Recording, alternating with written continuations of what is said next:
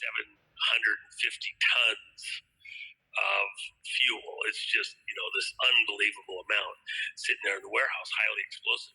And it sat there for years while they were actually using that in this process. They ship all these missiles over to Lebanon from Iran and other places. And when they get the rockets into Lebanon to threaten Israel, they don't have any fuel in them. They don't transport them with fuel in them because it's highly volatile. So they got to make the fuel somewhere, transport it. Well, they were making it right there, using this as the feedstock in part for this fuel for these rockets, and then trucking it out around Lebanon. So you have highly explosive fuel being made there in a process facility underground there. And when this happened, they don't want to admit that they were making rocket fuel there. Well, there's court inquiries going on, and now they're having huge gunfights through Lebanon, because if the judge doesn't shut this down, if the judge doesn't find it a certain way, if the judge starts hearing witnesses talking about this, then the judge is going to be killed and everybody else. So they're having these huge fights there in Lebanon to try and stop the court investigation from going forward, to find the obvious, that Hezbollah was scamming to leave this, incredibly dangerous material right there close to town, putting the whole population in danger, killing, because it did explode and it caused all these problems. You had something that's highly volatile. All you can do is have one little mistake, or somebody decide they're going to take you out, and it just did this huge explosion. So the short version is that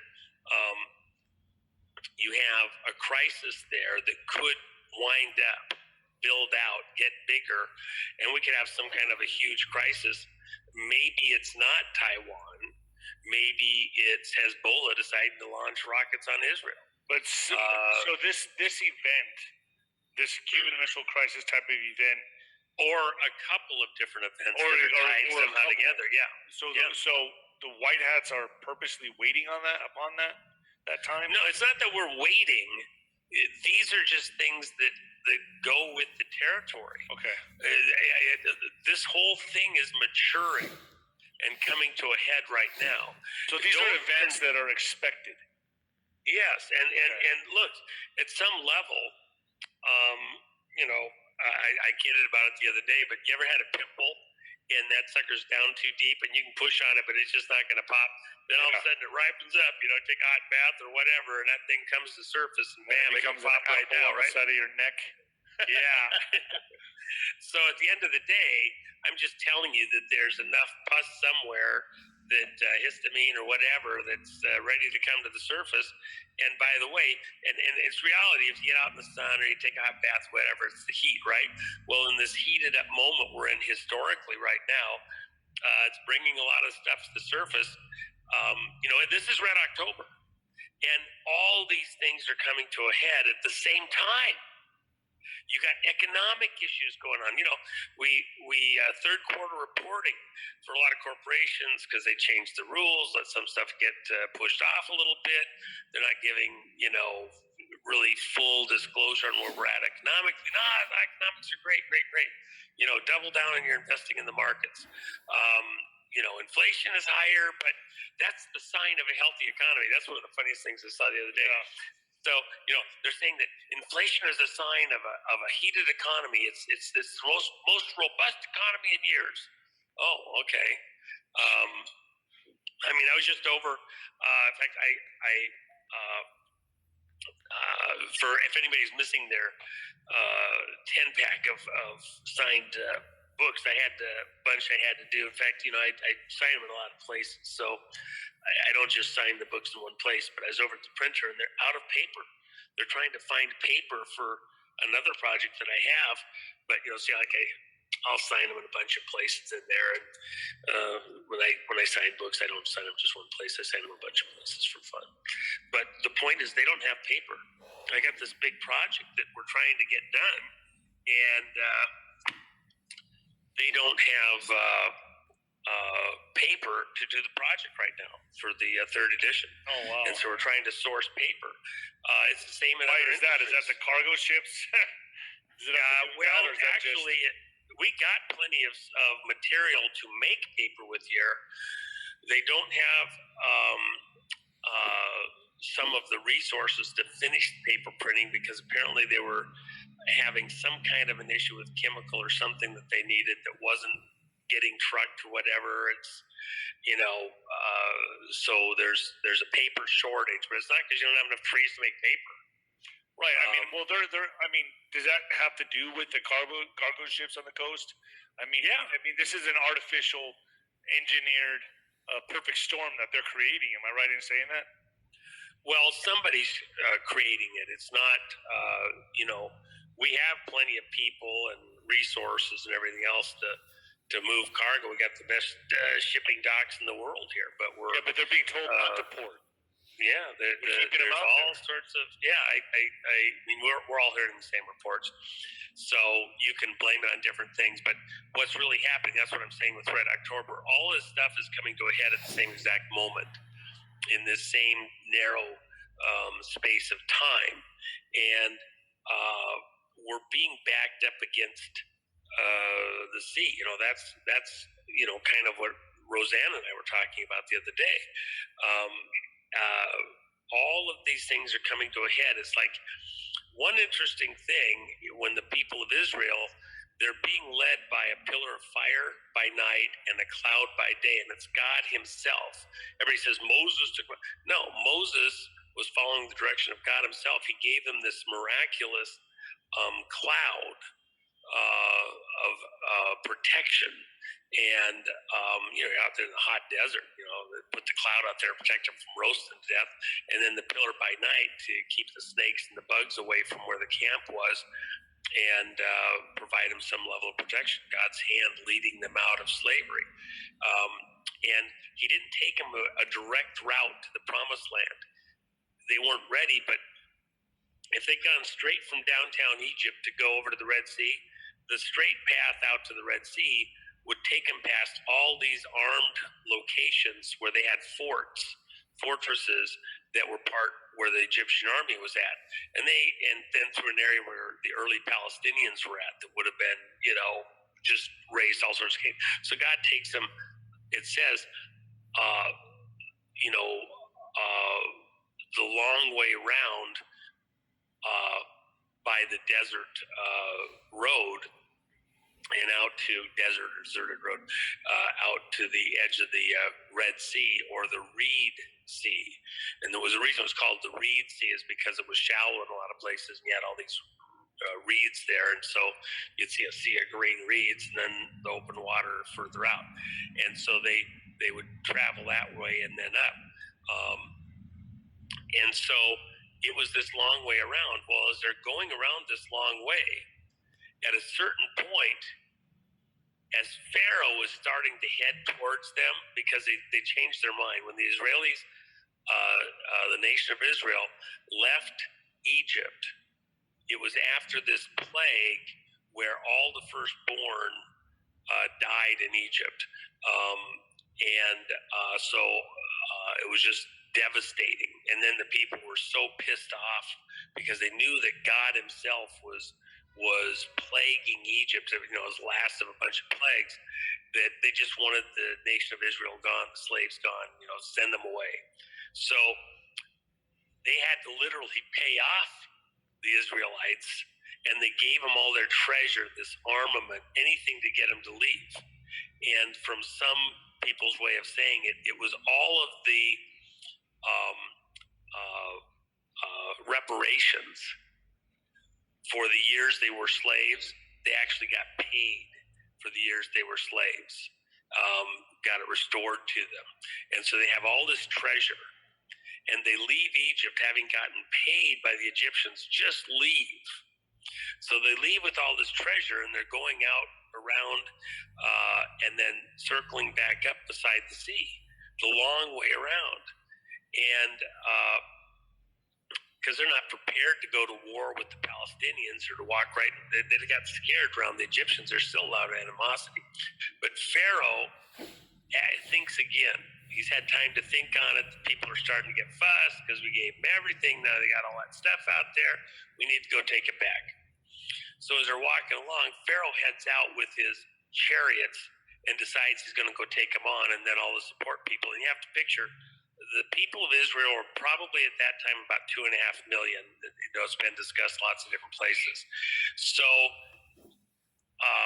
probably about 600,000 men plus women and children. Pharaoh leaves with only 600 chariots, and then the supporting horsemen and everybody else, and they're out racing off. But they take the direct route, and you can see this dust cloud coming their direction, miles and miles and miles in the distance. They're not racing at 30 miles an hour or something, but you can see there's a whole entourage coming slowly and methodically. You can't beat the horses up, but they're coming. And so what's interesting is, as the people of Israel are going up along the edge of the sea to where they would cross, and you have to picture, it's not like they didn't know where they were going when they left. Abraham had sojourned in the land that became Canaan land. That was the land that they knew and had been recorded by Joseph, the history of the family, all the way back to Adam and Eve, and especially everything to do with Abraham. Joseph recorded that and then gave that to this whole entourage that they kept through time. And Joseph even demanded that his bones be taken to that promised land when they went. And so Joseph's bones, all the records are with the tribe. Moses himself is carrying that in his group. So they know where they're going, and that's to this Canaan land area.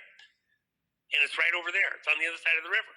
So it's not like, they just have to get a place to go across. So it's not like they don't know where they're going. But what was interesting is at a certain exact moment, as they see Pharaoh's people coming, the people stop. The cloud of pillar that God's leading them with, God himself turns the clouds and the pillar by night, the flame, fire by night, back as though they're lost, don't know where to cross the sea. Of course, Pharaoh's not really thinking of the hand of God anymore. He just wants the treasure back. They back up, and now their back is against the wall in the sea. You got mountains on one side, the sea on the other, Pharaoh and his troops coming. And if you keep following that, you're right back in Egypt again. So they don't know where to go. They're just stopped. And the sea is blocking them as they're being charged down upon. And so the thing that's really wild, and it goes to right now where we are today with this exact movement. But this is how it relates to what's happening now. Right. Think about this.